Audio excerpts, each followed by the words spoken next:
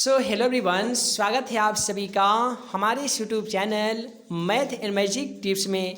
Friends, आज की इस वीडियो में हम आप सभी को बताने जा रहे हैं कक्षा 10वीं सोशल साइंस यानी सामाजिक विज्ञान का क्वेश्चन बैंक का सोल्यूशन, जिसमें हम आप सभी को बताएंगे 30 ऐसे इम्पोर्टेंट ऑब्जेक्टिव क्वेश्चन का सोल्यूशन जो कि ऑलरेडी पिछले कई बार मैट्रिक एग्जाम में पूछे जा चुके हैं और आप भी मैट्रिक एग्जाम में 100% पूछे जा सकते हैं।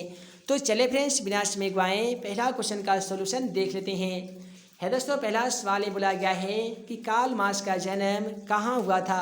जैसा कि आप सभी को मालूम होगा कि मैट्रिक एग्जाम 2010, 15, 19 से लेकर मैट्रिक एग्जाम 2020 में भी ये सवाल पूछा गया था कि कार्ल मार्क्स का जन्म कहाँ हुआ था। पहला ऑप्शन दिया जाता है इंग्लैंड में, जर्मनी में, इटली में, और ऑप्शन डी में दिया गया है रूस में।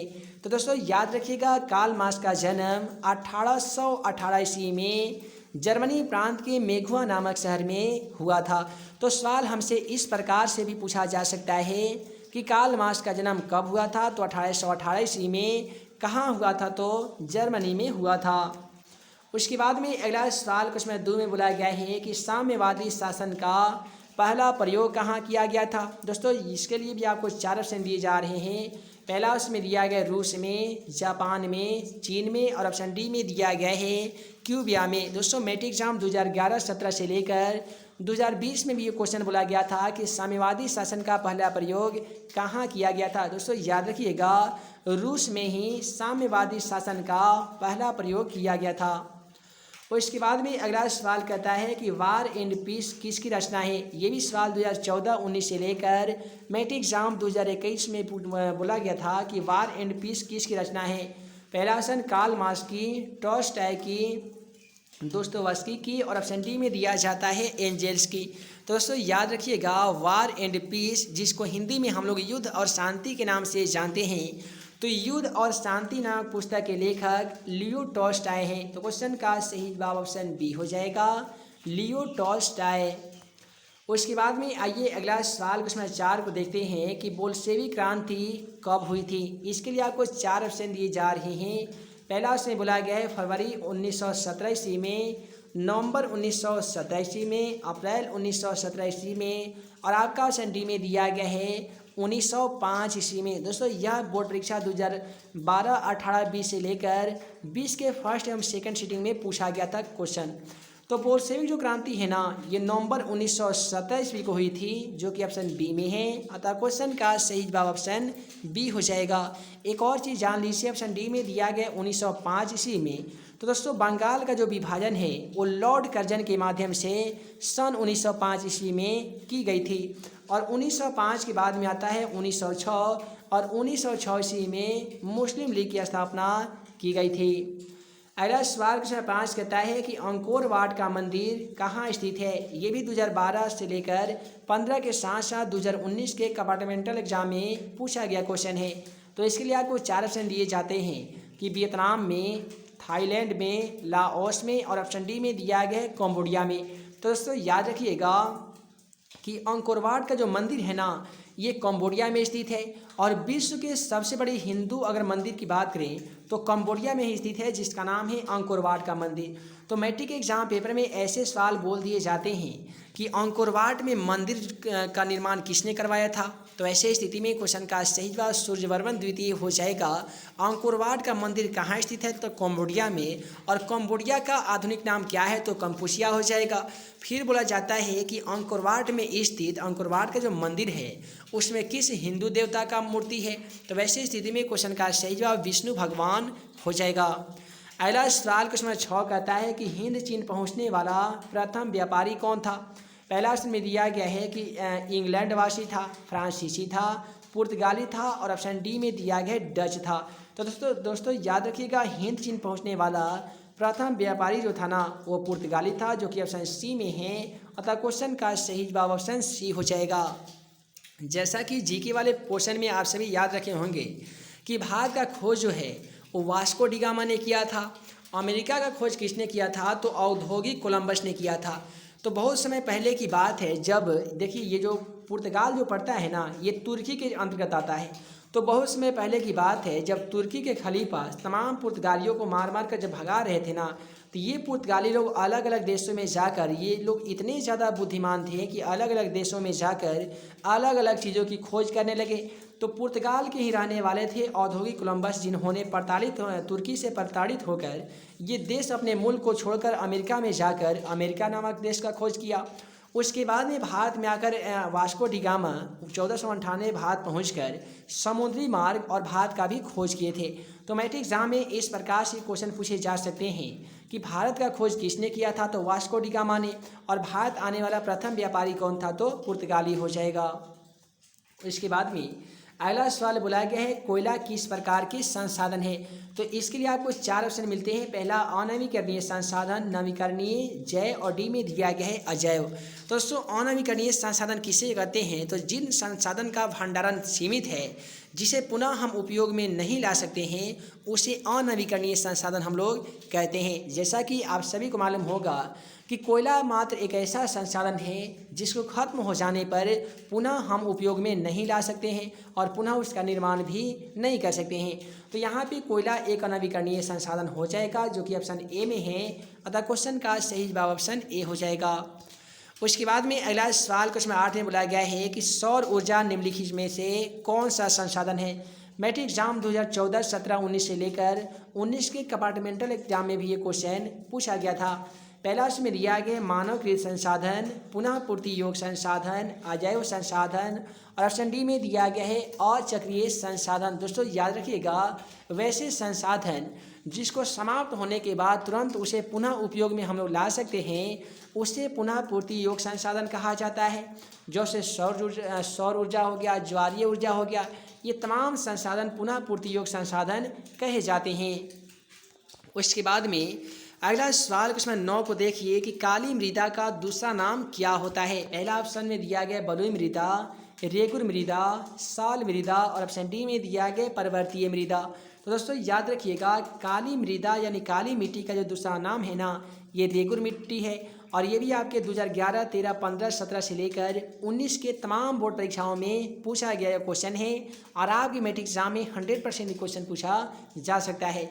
तो कई बार ऐसा मैट्रिक एग्जाम में पेपर में बोला जाता है कि काली मृदा का दूसरा नाम क्या है, और वहाँ पे रेगुर मिट्टी ऑप्शन में नहीं दी जाती है। तो वैसे स्थिति में क्वेश्चन का सही जवाब लैटेराइट होता है। याद रखिएगा, काली मिट्टी का दूसरा नाम रेगुर मिट्टी या लैटेराइट दोनों होता है। उसके बाद में अगला सवाल बोला गया है कि मरुस्थलीय मृदा का विस्तार निम्नलिखित में से कहाँ है। ये भी 2016-17 में पूछा गया क्वेश्चन है। तो दोस्तों मरुस्थलीय मृदा का जो विस्तार है ना, कहाँ पे है, तो पहला ऑप्शन यूपी यानी उत्तर प्रदेश में, राजस्थान में, कर्नाटक में, और ऑप्शन डी में दिया गया है महाराष्ट्र में। तो दोस्तों याद रखिएगा, मरुस्थलीय मिट्टी जो है ना, ये राजस्थान में पाई जाती है, जो कि ऑप्शन बी में है। अतः क्वेश्चन का सही जवाब ऑप्शन बी हो जाएगा। उसके बाद में अगला सवाल क्वेश्चन 11 कहता है कि निम्नलिखित में से कौन सी खरीफ फसल है। ये भी 2012 में और 2021 में ये सवाल बोला गया था कि निम्नलिखित में से किस फसल को खरीफ फसल कहा जाता है। तो यहाँ पे गेहूं है रबी फसल, सरसों भी रबी फसल है, मटर भी रबी फसल है। लेकिन खरीफ फसलों की बात करें तो चावल, धान, मक्का, गेहूँ, ये जो ऐसा फसल है, ये दोस्तों आपका खरीफ फसल की कैटेगरी में आते हैं, जो कि ऑप्शन सी में है। अतः क्वेश्चन का सही जवाब ऑप्शन सी हो जाएगा।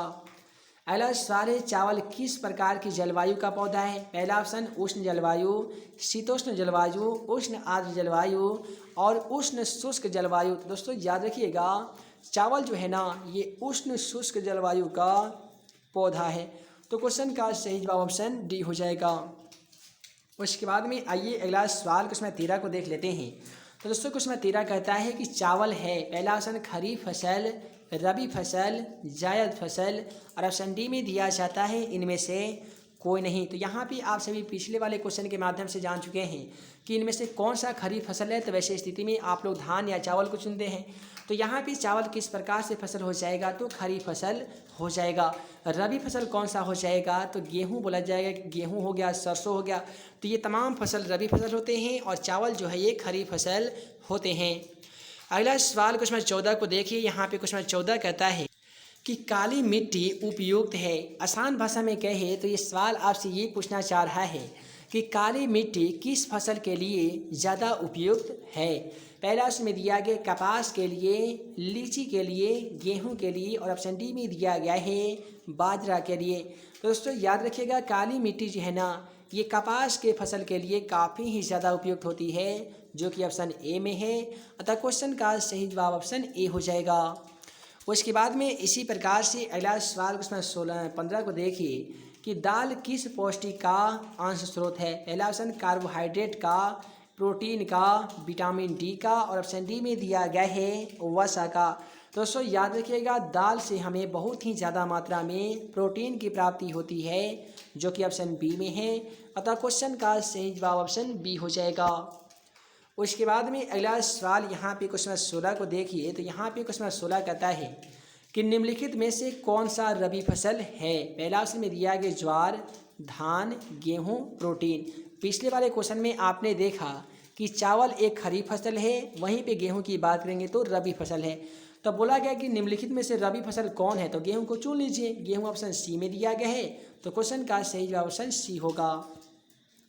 अगला सवाल कहता है कि भारत में औरतों के लिए आरक्षण की व्यवस्था किस संस्था में की गई है। ये मैट्रिक एग्जाम पेपर 2011, 13, 16 से लेकर 19 के तमाम बोर्ड परीक्षाओं में पूछा गया क्वेश्चन है। तो दोस्तों भारत में औरतों के लिए जो आरक्षण की व्यवस्था की गई है वो ना ही लोकसभा में है, ना ही विधानसभा में है और ना ही मंत्रिमंडल में है। क्वेश्चन का सही जवाब ऑप्शन डी हो जाएगा, पंचायती राज व्यवस्था में है। अगला सवाल क्वेश्चन 18 कहता है निम्नलिखित व्यक्तियों में से कौन लोकतंत्र में रंग भेद के विरोधी नहीं थे। पहला ऑप्शन में दिया जाता है Martin Luther King junior, option B में दिया जाता है महात्मा गांधी, ऑप्शन सी में है ओलंपिक धावक टॉमी स्मिथ एवं जॉन कार्लोस, ऑप्शन डी में दिया जाता है जेड गुड्डी। और यह एक ऐसा सवाल है जो मैट्रिक एग्जाम 2013, 17, 18 से लेकर 18 की कंपार्टमेंटल परीक्षा में भी पूछा गया था। दोस्तों याद रखिएगा जेड गुड्डी एक ऐसे व्यक्ति थे जो लोकतंत्र में रंग भेद के विरोधी नहीं थे। तो क्वेश्चन का सही जवाब ऑप्शन डी होगा, जेड गुड्डी। अगला सवाल क्वेश्चन 19 कहता है कि सांप्रदायिक राजनीति आधारित होती है, यानी सांप्रदायिक राजनीति जो है ये किस पर आधारित होती है। तो पहला ऑप्शन में दिया जाता है धर्म पर, जाति पर, क्षेत्र पर और ऑप्शन डी में दिया गया इनमें से कोई नहीं पर। तो दोस्तों याद रखिएगा कि सांप्रदायिक राजनीति जो होती है ना ये धर्म पर आधारित राजनीति होती है, जिसे हम लोग सांप्रदायिक राजनीति के नाम से जानते हैं। तो क्वेश्चन का सही जवाब ऑप्शन ए होगा, धर्म पर। फिर सब्जेक्टिव क्वेश्चन में बोला जाता है कि सांप्रदायिकता का अर्थ बतावें, या सांप्रदायिकता से आप क्या समझते हैं, या सांप्रदायिकता का क्या अर्थ होता है। दोस्तों सभी कुल मिलाकर सांप्रदायिकता का आसान भाषा में आंसर लिखिएगा कि जब एक ही जाति एवं धर्म के लोग दूसरी जाति एवं धर्म के लोगों को अपने से हीन मानने लगते हैं, उसे सांप्रदायिकता कहते हैं। अगला सवाल क्वेश्चन 20 हमारा कहता है कि लिच्छवी गणतंत्र भारत में किस राज्य में अवस्थित था। यानी लिच्छवी गणतंत्र जो है ना ये भारत के कौन से राज्य है जहाँ पे अवस्थित था। पहला ऑप्शन बिहार, राजस्थान, महाराष्ट्र और डी में दिया गया है त्रिपुरा। दोस्तों याद रखिएगा लिच्छवी गणतंत्र भारत के बिहार राज्य में स्थित था, जो कि ऑप्शन ए में है। अतः क्वेश्चन का सही जवाब ऑप्शन ए हो जाएगा। उसके बाद में अगला सवाल क्वेश्चन 21 को देखिए कि ग्राम कचहरी का प्रधान कौन होता है। ये भी मैट्रिक एग्जाम 2019-21 में पूछा गया क्वेश्चन है। पहला ऑप्शन पंच, सरपंच, प्रमुख और डी में दिया गया है न्याय मित्र। तो यहाँ पे क्वेश्चन 21 का क्या सही जवाब होगा, आप कमेंट बॉक्स में जाकर आप इस क्वेश्चन का सही जवाब लिख सकते हैं। साथ ही जिस भी सब्जेक्ट का आपको PDF की जरूरत है तो वीडियो डिस्क्रिप्शन बॉक्स में हमारा व्हाट्सअप ग्रुप का लिंक दे दिया गया है, साथ ही व्हाट्सअप नंबर भी दे दिया गया है। आप व्हाट्सअप नंबर पे मैसेज करके 10वीं कक्षा में 99% पूछा जाने वाला क्वेश्चन का PDF आप सभी हासिल कर सकते हैं। तो इसके लिए वीडियो को लाइक कर लीजिए, साथ ही चैनल को सब्सक्राइब कर लीजिए, ताकि जैसे ही इंपॉर्टेंट क्वेश्चन का कोई वीडियो लाया जाए उसका नोटिफिकेशन आप सभी को मिल सके और आप हमारे द्वारा बनाए गए तमाम वीडियो को बारी बारी से देख सकें।